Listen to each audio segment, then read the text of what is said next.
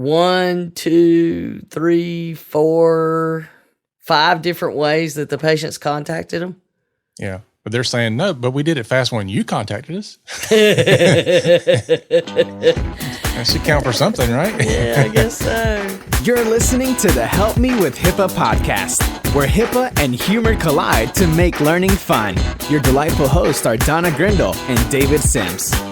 Relax, HIPAA help is on the way. Welcome to episode 471 of the Help Me with HIPAA podcast. My name is David Sims of HIPAA for MSPs, and joining me is Donna Grindle from Carden. Good morning, Donna. We don't say that much anymore. No, we're just trying to cram in stuff because we're too busy. Yeah. So we're doing a little bit of morning recording, and God, there's always a lot to talk about. Even though we actually are recording twice in 1 week, there's still so much between the two recordings that it's like, how do we get all this in there? Yeah, haven't covered that. Let's make sure that's in this. Let's see, it's crazy, but all the people that always say, how do you do that? I'm like, you should read more. I know. Yeah. I mean, there is no shortage of craziness that happens almost on a daily basis. We really could probably have a daily show. No. Yep. So, today we're going to be talking about a bloody mess. Yeah, it is a bloody mess. Yeah. Mm-hmm. So we'll get into all that in a little bit. We've got stuff about the latest right of access enforcement. We've got some craziness going on with hospital systems impacted by cyber attacks. And golly, man, then, I'd love to tell you it's getting better, but as you'll see near the end, crazy. And then we'll end it off with a IT hero story. That was pretty cool. Pretty cool. Yeah. It was pretty cool. So, but before we get into all that, I want to say thanks to the donors. We appreciate your support. And for those of you who give us thumbs up and leave us reviews, we appreciate that. And if you haven't done that, please do. We love you for it. Send you a big old virtual hug. Yeah. All right, let's dive right into the first topic at hand during our HIPAA Say What segment. We're going to talk about the 49th HIPAA Right of Access Enforcement Action, which was against American Medical Response. Yeah, they're huge, by the way. These guys, they're all over the country. They're the ambulance folks. You'll see them everywhere. Mm-hmm. But interesting that this is a civil money penalty, not a settlement with a cap like we normally see. Mm-hmm. So this has been going back and forth for a long time. I don't know how they ended up where they ended up. I mean, there's details. It's crazy. The net of it is there's a patient who filed a complaint. Mm-hmm. That's usually where it starts. And they had not gotten their records. So this went back and forth. But first, let's do our obligatory quote from Melanie Fonts-Rayner, the OCR director. It's basically the same. Yeah. So HIPAA gives patients the right to timely access to their medical records. OCR will continue to enforce this right through investigations and, when necessary, by imposing civil money penalties. And that was very interesting because this may be, no, there was one other, I think, of the 49 of them. Mm-hmm. I think there's one other that was civil money penalty. But I mean, this one goes way back. This one's been dragging out for a long time. Yeah. So October 31st, 2018. Oh, wow. Mm-hmm. Patient sends a fax. That tells you how long ago it was. Yeah, when the patient sent the fax. Yeah. Asking for all billing records pertaining to an injury in September 2015 and was very specific about what they asked for. The balance, the medical records, the treatment, to be sent to them in electronic format. That's not complicated. Shouldn't be in most healthcare environments. Mm-hmm. They got a confirmation that the fax arrived at the required number for AMR, which was apparently published if you want your records. Then on November 18th, November 8th, rather, so shortly after, they mailed the copy of what they faxed to the Seattle, Washington office via certified mail. So there was... What, about a week later? Yeah, but 9 days. And then they get the confirmation. Mm-hmm. So it got to the Seattle, Washington office.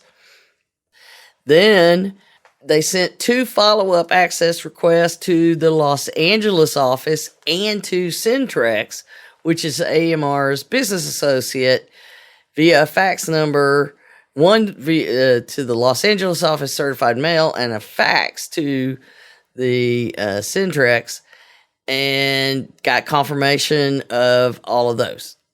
So that's started end of October. So October 31st, they got the first one. So you got 30 days.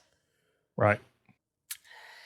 At 121 days, that would be March 1st, the patient gets an invoice saying, you better pay me before we're going to give you the records. Ruh-roh. So it's 121 days late at that point. Mm-hmm. And they're wanting to give it to him on paper, apparently, from what I kind of am understanding here. So then the patient sends a follow-up letter saying, look, I've asked for this multiple times. You've said nothing, and I want it electronic format, or I'm going to OCR. Finally, they go to OCR in July 2019, Wow. and OCR sends out a thing in October 2019 saying, so this is what happened. Can you send us copies of your patient access policies and procedures? I think at that point they stopped and looked. Yeah. Because that was a mess. And this is not the bloody mess. No. But by then it's been almost a year. Yeah.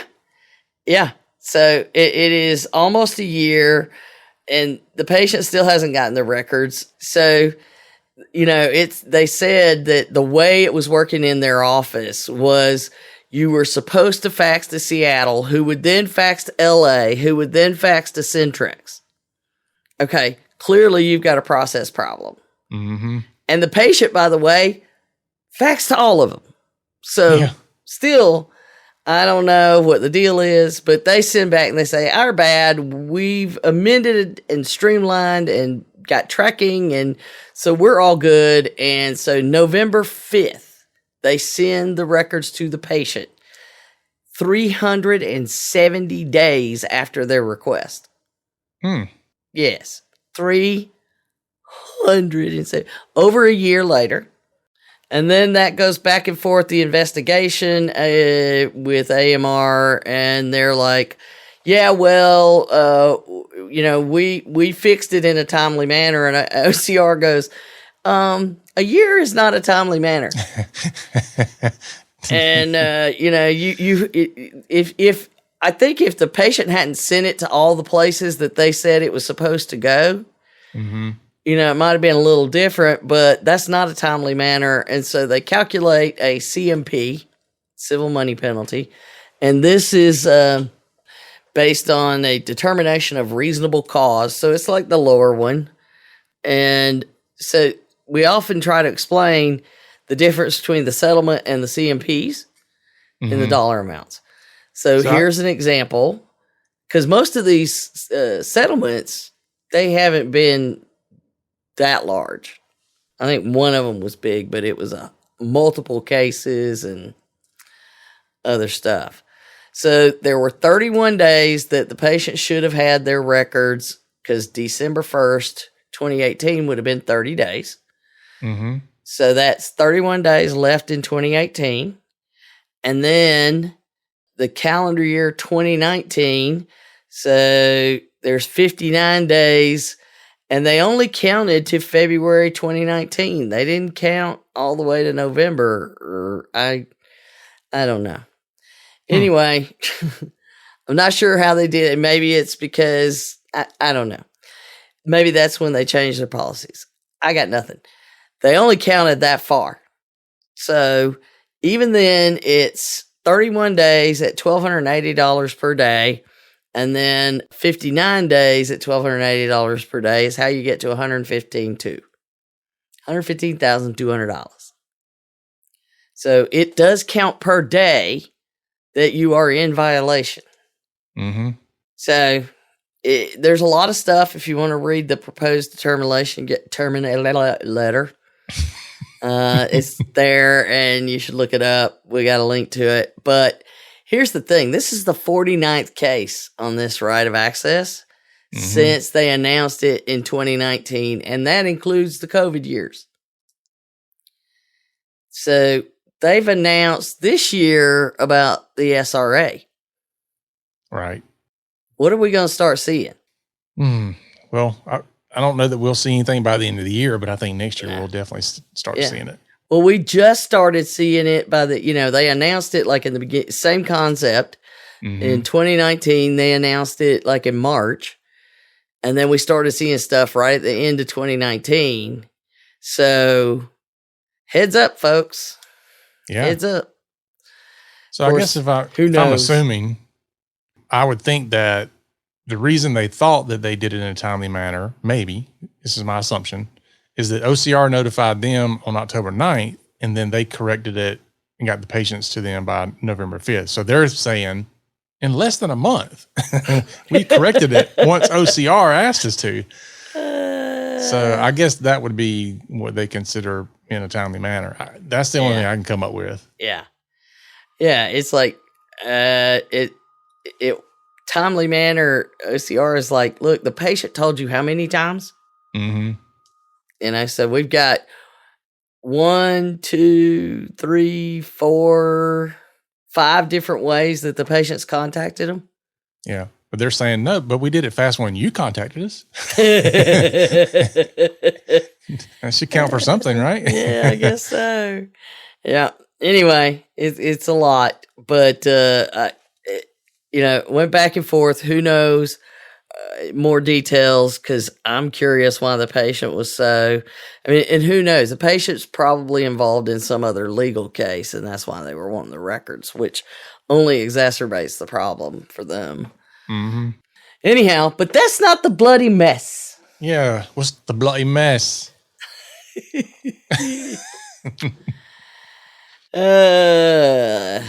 Okay, so moving right along. So there's a advisory from the American Hospital Association and Health-ISAC, which is the information sharing something about Southeast hospitals impacted by a cyber attack on OneBlood is the heading, but it actually goes into a lot more.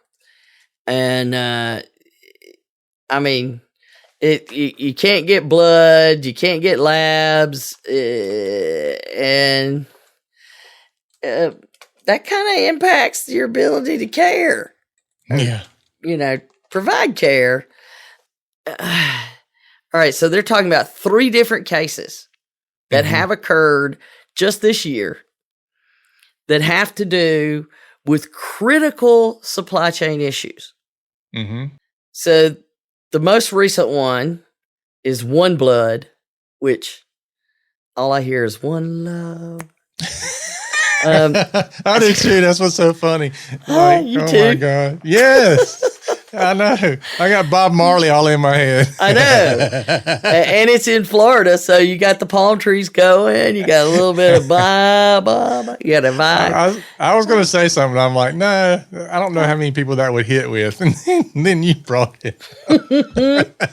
Yeah, absolutely, man. There goes that weird thing for us. So this was a ransomware attack, right? And it had impacts so they're functioning, but here's the problem is they have to do manual labeling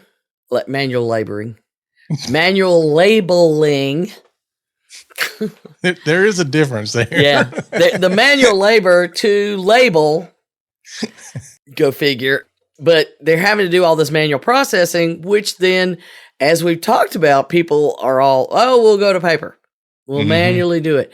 But they're not calculating in how much time that takes, and that you really need to have a plan if you're doing that, and you've got to do it for any amount of time, that you're going to have to increase the number of people in order to maintain any kind of level of care. Yeah, and plus everybody who knows how to do paper has already retired from your organization. There's few and far between, you know. It's actually the major shipping delays because of this. But, I mean, I understand why there's delays, but this is why we say you have to do more than just say, oh, we're going to go to paper. We'll do it manually. Because it has now created a severe blood shortage that so bad that the Florida Hospital Association has recommended that hospitals begin to activate critical blood shortage protocols. Wow. I mean, this is the kind of stuff that the supply chain issues, I mean, at the rate they're going, they're all just going to, you know, it's just going to have one nightmare after another as we discover these things. And by the way, there are two more, and neither one of them is Change Healthcare, by the way.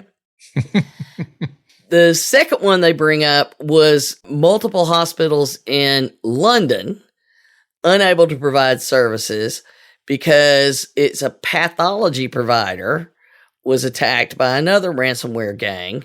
It delayed more than 800 planned operations, and 700 outpatient appointments had to be rescheduled, and it caused thousands of O negative and O positive blood donations to be destroyed because of a lack of connectivity to electronic records, making it too difficult to rapidly identify a patient's blood type. Wow.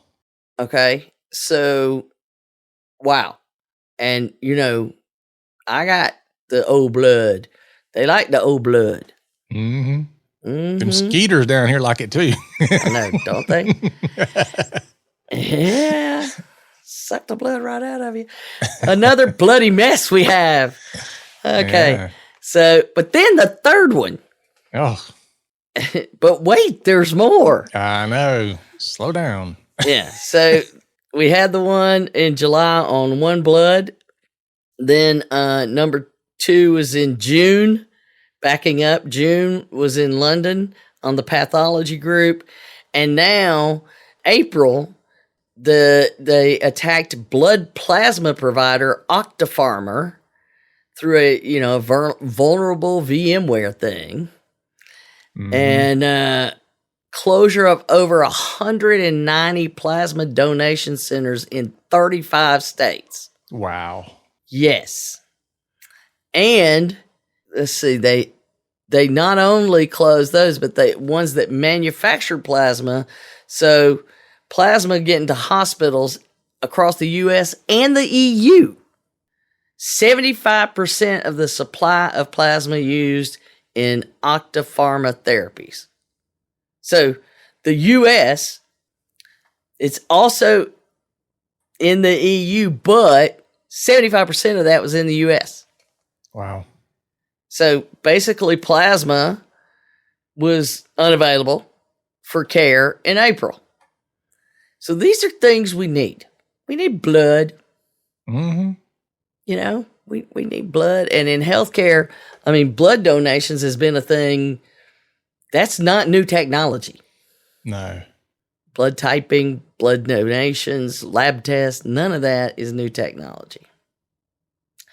So in their joint statement, Health-ISAC and the AHA recommend special consideration to be given to critical supply chain entities. And this is how they identify elements that can be identified through 3 criteria. They are essential to the healthcare mission. They would have catastrophic consequences if they fail. And there's a lack of suitable alternatives. Boom. That makes it pretty easy. It's a whole different way of, let me evaluate my vendor. Mm-hmm. Is it essential to the mission that this vendor is operational? If this vendor cannot do its work, could it have catastrophic consequences if it's failed completely? And is it easy for me to bring in an alternative should they fail? Any of those that, if that's the case, then you need to spend extra time, is what they're saying, on evaluating how you're going to handle this. Mm-hmm.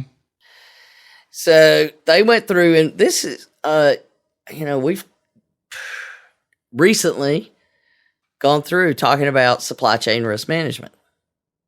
Yeah. Third-party risk management. But they're going through and saying, develop and implement a multidisciplinary third-party risk management governance committee and program in which each represented function identifies on an ongoing basis the third parties in supply chain which are life critical, mission critical, and business critical for each function in the business, assessing strategic and technical risks for each one of the vendors. I like the way they separate those out. Mm-hmm. It's very specific. So, the Health-ISAC folks are great. AHA works with them, but that right there, that's pretty step-by-step what you need to do. And if you're a large organization, definitely a committee. If you're a small organization, you could have a small team do it.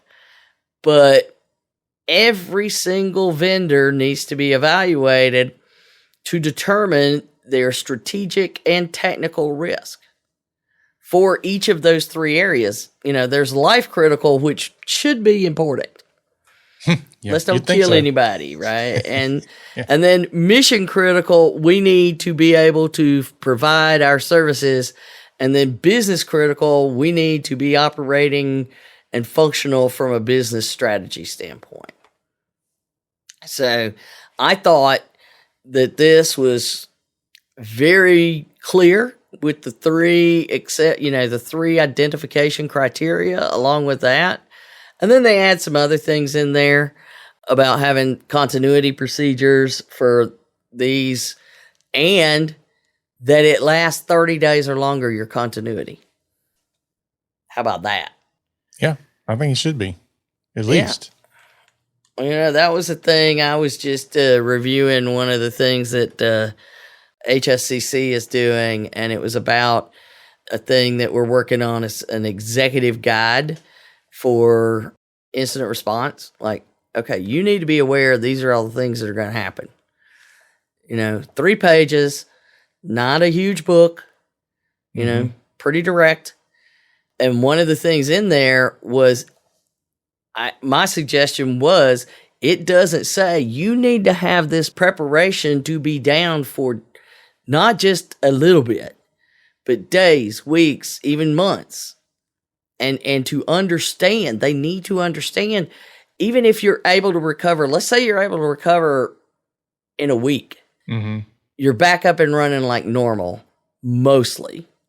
It's probably a month before you get everything settled down, and you're still dealing with the residual impacts of that. So I think that's important that 30 days is there. And then I love the last piece. Thoroughly document,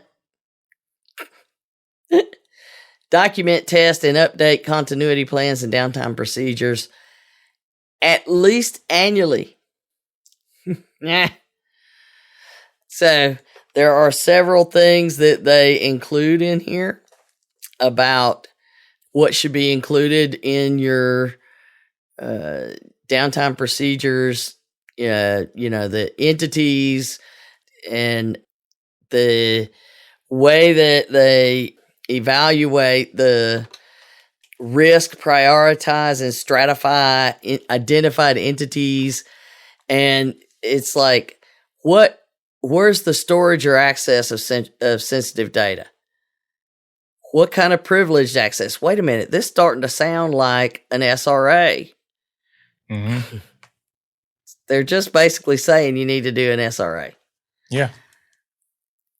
But they brought up foreign operations as subcontractor risk, technical cybersecurity posture, aggregate risk from the third parties for multiple services provided. So that one's interesting, and Change Healthcare brought that in. Yeah. I'm getting a lot of different things from one vendor. Now that vendor is way more important. Mm-hmm. And cybersecurity requirements for the vendor, cyber insurance requirements for the vendor, breach notification and responsibility requirements with the vendor, and all risk-based requirements should be contractual and included in the BAA and third-party contracts. Mm. So these are all things we talked about, but this is a pretty succinct list. Yeah. So straightforward. I would strongly recommend that you use this document or our notes or whatever. The link to it is, there, or you can just search AHA Health-ISAC bloody mess. No, just but I mean, it's all about blood and plasma, and you can't get blood and plasma. I mean, that matters. Mm-hmm. That matters bigly. And I personally find this list very exceptionally helpful. Mm-hmm. Yeah. Well, you tie that into, what we already do with HitScram, and you get a good overview of what you should be doing, because I think oftentimes people think they're doing enough until you see a list like this and you're like, oh yeah, maybe not. Wait. Oh yeah, we always have people tell us, "Oh yeah, I've got that covered," and then you start asking them questions, and they're like, "Wait, what? No, that's right. Okay, I don't need to worry about it." Yeah, you got it covered. Are you doing this and this and this and this? And they're like, no. Yeah. It's kind of like I clean my room. Yeah, and then the next question is always, is all that really necessary? Yeah. Okay. Yeah, it's not necessary right up until the time it's critical. Yeah, and then it's very necessary, and it's very too late. Yeah, and it is that kind of stuff that is so hard to quantify about what we do. Mm-hmm. Both what you do and what we do, to get people to understand it. So all of these were ransomware attacks. All three of them. Mm-hmm. Ransomware attacks. Ouch. But it don't look like it's getting any better anytime soon based on some other stuff. No, it's not. No. I'm pretty confident in making the prediction. It's not going to get any better anytime soon. Yeah. Well, we really know that when we see articles like the ones that we were sharing and discussing. First one is Zscaler Threat Lab researchers noticed that a $75 million ransomware payment had been made to Dark Angels. It's one of the gangs, many gangs. Yeah. So if they're getting $75 million payments, you think they're going to back down? No. And I think that's like double or close to double what the previous record-breaking amount was. So yeah, I mean, Change Healthcare was like $22 million. Yeah, we don't know who paid this. It's not in. They couldn't find that out, at least in this report. But God, $75 million ransomware payment. Yeah. So when somebody says, "Well, I want to go get a job," tell me where you're going to get paid $75 million doing something else. Yeah, and they're only going after big guys. Look, they go after everybody with hopes of getting to the big guys. Mm-hmm. Yeah, because you often don't know what you have until you go down the rabbit hole, and sometimes it's the small guy that has the keys. Yeah, it's definitely that. Let me see if I can find a wormhole from one place to the other kind of thing. But Zscaler, they've been tracking, and according to their researchers, year over year, for 2024. 18% increase in ransomware attacks. With, guess what? Healthcare, manufacturing, and technology being the hardest hit. Manufacturing saw more than twice as many attacks as the other two industry groups put together. But guess what? Here's the flip side of that. A lot of that technology stuff is impacting healthcare. Mm-hmm. So the U.S. attracts almost half of all worldwide ransomware attacks. And the U.S. specifically has seen a 93% rise in the number of attacks. Wow. So you got 18 worldwide, Mm-hmm. but U.S. alone is insane. We're number one. I know, right? It's not what we want to be. Yeah. No. Yeah, we don't want to be that at all. So, when you look at these, and you got to wonder sometimes, what is the, I don't know what the word I'm looking for, what is the point anymore of trying, is what a lot of people say. They just give up. Yeah, I wouldn't do that. Nah, not at all. And you can't just give up and say, let them have it. No. You can give up and say, let's go hang out in the woods. Well, I mean, as bad as it is, there's still a lot of people who haven't had a ransomware attack, haven't experienced a ransomware attack. I mean, you still have to take those precautionary measures. It's about reducing that risk and, if nothing else, reduce the impact should it happen. But, I mean, you can't just not do anything. Yep. Not anymore. It's like, if you're going to be connected, you're going to be online. There's just certain things you've got to do. Yeah. And you got to be online anymore. I mean, you can't function disconnected. It freaks people out. Yeah. So I think that, you're right. You got tons of people that haven't been hit with a ransomware attack. That's great. If you haven't been hit, does not mean that you will never get hit. And I think that's the key piece. If you've been hit, I don't have to tell you anything. If you've ever been hit with a ransomware attack, we don't have to inform you of how bad it is or what it's like or how things work out. If you handled it properly, you already know. Now, if you just did nuke and pave and kept going, you don't know about it. But that just means it's a whole different scenario. But if you haven't been hit, count your lucky stars, as they say. Mm-hmm. You got your lucky charms, and with the bloody mess. But be aware that it's like I try to tell people when I go to these conferences and stuff. One click, that's it. Mm-hmm. I tell them you're going to all these great sessions on strategic initiatives and ways to streamline things and to make more money, and that's all great. But one click destroys it all. Yeah. All of those plans are for naught. One click.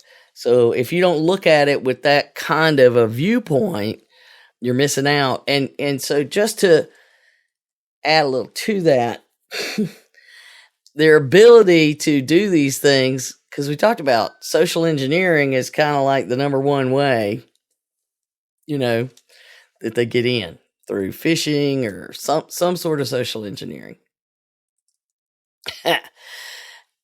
National Public Data. That's the company's name.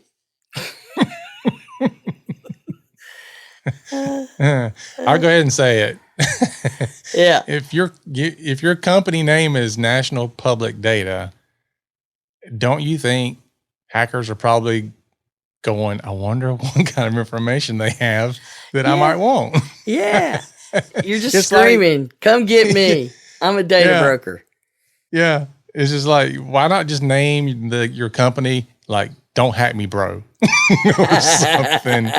I mean, it's crazy. I get it. I mean, you're naming your company something that it is what it does, right? I mean, Yeah.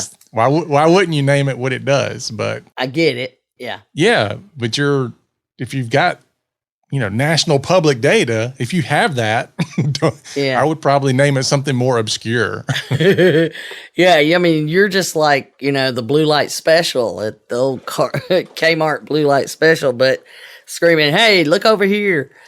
But they do background checks and person verification out of Florida, and Florida's suffering right now. But in so many ways, this one is terrifying for us all. Mm-hmm. Because what they got, so they have an API that lets you do data lookup. That's it. You can go look up the data. Mm-hmm. It's really bad because they got 2.9 billion records of U.S. citizens. Wow. And it's even worse. Okay, name, address, we're used to that, but also address histories over the last 3 decades. So guess what so many people use as particularly like the credit checking and all of that? Which one of these addresses is tied to you? Yeah. Yeah. And that's bad enough. But then social security numbers. Over the last 3 decades. This is the big problem. I mean, social security numbers are key to so many things. Yeah. Or give me the last 4 of your social before I give you access to something. Yeah, all the time. That one is particularly bothersome because the social security number's in it. And familial relationships. So now, how much of that can be used to hack or social engineer somebody? It's out the wazoo.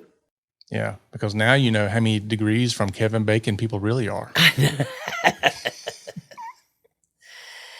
And I mean, the good thing is it's for sale on the dark web for, what was it, 3.2 million? Something like that. 3.5 million, maybe? Yeah, something. A lot. A lot lot more than I have. Yeah. But guess what? The people that just did the ransomware attack and got paid $75 million can buy that multiple times over. Mm-hmm. So guess what that does to them? And you know what they'll do? They'll shut down that gang and start a new one, just like they did with Change Healthcare, which I haven't seen any of the latest on that one, where the people that had the data were not the ones that got paid. Right. Yeah. I mean, this all screams the same thing we've really been saying for a long time, which is just, you can assume, probably with a high probability, that your information is already out there. But as we just said, that doesn't mean you just throw your hands up. It means that you enter into the world every day knowing that people have that information so that you can't be social engineered, and have your heightened sense of security hat on every single day. Mm-hmm. Yes, constantly being assuming, and you have to assume scam or some sort of something trying to get you to do something. Everything is that. We should be zero trust as humans when it comes to things you see on the internet, whether it's social media, email, whatever. Yeah, and really, this is something I probably wouldn't have pushed for that much a few years ago. But nowadays, if you're not doing dark web scans on your data, and in particularly not just your email address, but also any other data points that you can track, whether it's business or personal, both, I would highly recommend that you have those things. And it's, it was kind of a nice to have a few years ago. Yeah. Nowadays, I mean, it's not stopping people from getting it. It's just giving you the indication of what's out there so you know what to do with that information. Yeah. How bad is it?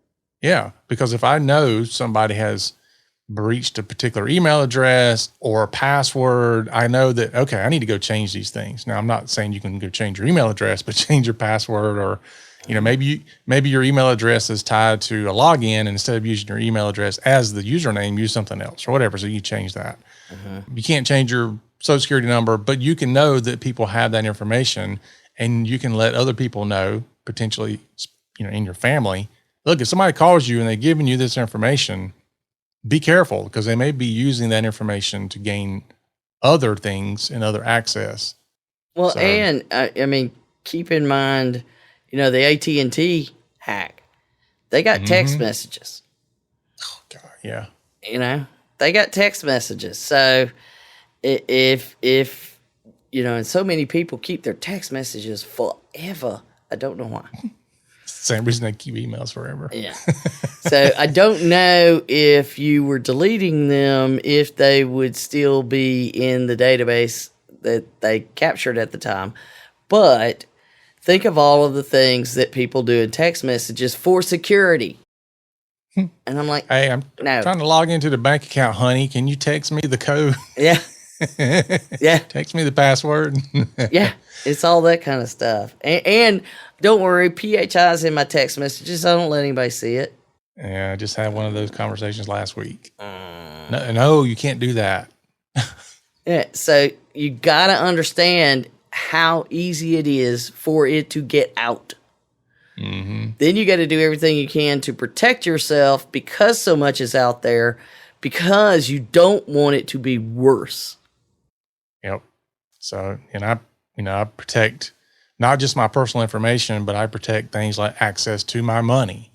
Mm-hmm. Whether it's, I use a credit card that allows me to create these alias accounts, so I can create, basically credit card numbers that are aliases to my primary account, so that way I'm not handing out that information. I have ACH authorization on my account, so anything I have to do that involves transferring money has to be manually approved. Yes, it is a pain in the butt, but it is definitely better than somebody sucking out a bunch of money out of my account and me not knowing about it, or not catching it, or not stopping it. Yeah, that's one of the things I love about, we use a tiny little bank that's just in our town. And, they know. Somebody will go, wow, that doesn't look like something they would do. And call up and ask, are you in Mexico? Not yet. No, not in Mexico. Anyway, that's the thing about all this AI stuff too, is that there's so many businesses that should be leveraging that to look at data trends and analysis and behavioral aspects. Mm-hmm. You should know whether or not something happening on my account is normal or not. That's fairly easy to do these days. Mm-hmm. In theory. But so many of these folks they've been so many acquisitions of this and acquisitions of that, and so much that there's it's 14 systems all trying to work together. Yeah. I just went to look up something, and here is a news story from the same one who's doing the 75 million story. Russian ransomware gangs grab 500 million in ransom crypto payments. Ooh. Mm-hmm. Yeah. Oh. All right. In 2020, folks, you saw that's why. That's why. You see how the rabbit holes just get deeper and deeper. Oh, and here's another one. A warning is issued, and this one I'm going to have to go look at as soon as we're done. It's another new one that hackers have faked Google's 2FA app, the Authenticator app, to steal your data. Great. Yeah. If you are looking for the Authenticator app and you Google it, it's sending you to some other place. Malwarebytes is tracking it. Anyway, so there's all of those, but for the people who always say, why don't they do something about it? This stuff is not easy, number one. They're all over the world. And, the FBI has a team. It's like a fly team, they call them. And it's their cyber action team. 65 people that they can send to anywhere in the globe to deal with hacker issues. It's their cat. Oh, jeez. So there's some information where you can learn about the team, but it's not like they're not trying. Yeah. Well, my thing is, what are you doing? Mm-hmm. I'm talking to end users here. What are you doing? Because it can't just be, well, what are they doing to help fix this? Because that is not gonna solve the problem. Mm-mm. It's bigger than the they. Yeah. And you have to protect yourself. You could take a lot of other analogies here, but you can't say, what are the doctors doing about this health thing? But you're the one that's doing things or not doing things that would protect you from that. True. There you go. So it's the same concept, but know that, and it's a massive collaboration, particularly between the United States, the UK, the EU, and Australia, of trying to fight these things. But they're literally alive in the vapor. They're out on the internet, and you need to understand how vast that is. But just know, and if you wanted to learn about it, there's a couple of articles that I gave you that we put out there, but they are doing these things and fighting it as much as they can. But let's wrap it up, David, with your IT hero story. Yeah, wrap it up on a positive note, because I think when the whole CrowdStrike thing happened, honestly, there were some people that were screaming, like, the IT community, the ones that everybody wants to sit the cup on their back, while they're working on a computer. Like, these guys saved the day. Yeah. I mean, they had to go and manually fix all these things. It wasn't, some big company that did it. It was all these guys running around, guys and gals running around, fixing all this stuff. So, but here's an interesting one that I read about. It was a person who had the idea that a cheap barcode scanner could help fix the CrowdStrike issues very quickly. It was brilliant. It was. But this guy, he works for an Australian limb of an audit and tax advisory company called Grant Thornton.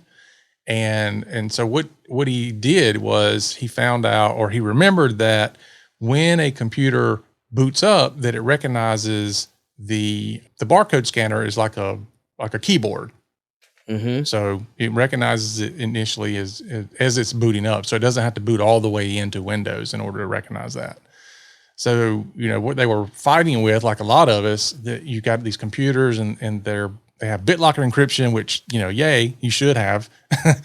But it's like, okay, how are we going to get through this? Because now we've got to deal with, a 48 key BitLocker code that we've got to enter into every single computer. And we can't give that information out, and we certainly can't read it across to people, because how many times it would take to get a 48 character key right?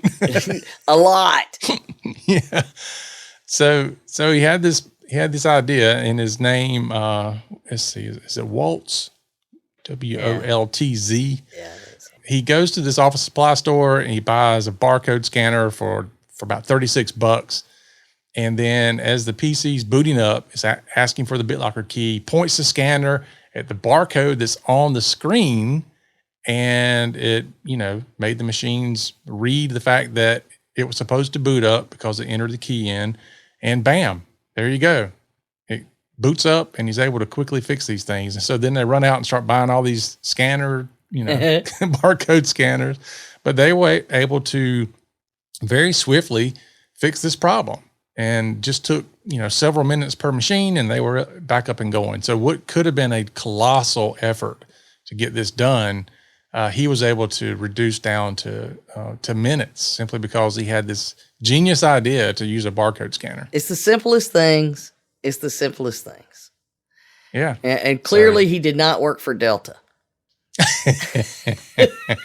I know. There was like, how are they still down? I don't know what happened with them. I haven't been able to find it. But clearly some folks are like, why didn't I think of that? Mm-hmm. You know, and it gets back to actually understanding how these things work versus knowing how to plug things in, and magically they work. So yeah, this article here, I love this because this sounds like most IT folks, and it definitely resonated with me.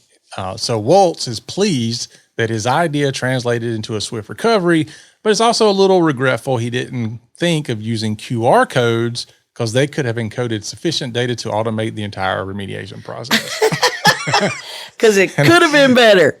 Yeah, I know. I was like, yeah, that's the same thing I'd have been doing. I'm like, man, yeah, but I could have done all of it. That would have been cool. Like scan it one time and boom, whole thing's fixed. That's great. It's like I didn't think of everything though. But yeah, he's a rock star. So hats off to you, Mr. Waltz, for coming up with that idea and saving your company. Yeah. Da, da, da, da. All righty. That is our show for today. So thanks for listening. Be sure to share this out and leave us a review. We definitely appreciate it. Remember, for Donna and myself, the HIPAA is not about compliance. It's about patient care. Help me with hip-hop. Let's get it right. Protect your patients day and night. Donna and David, the experts on your side. Help me with hip-hop. Let's get it right. You've been listening to the Help Me with HIPAA podcast, hosted by Donna Grindle and David Sims. The show created to help you with HIPAA.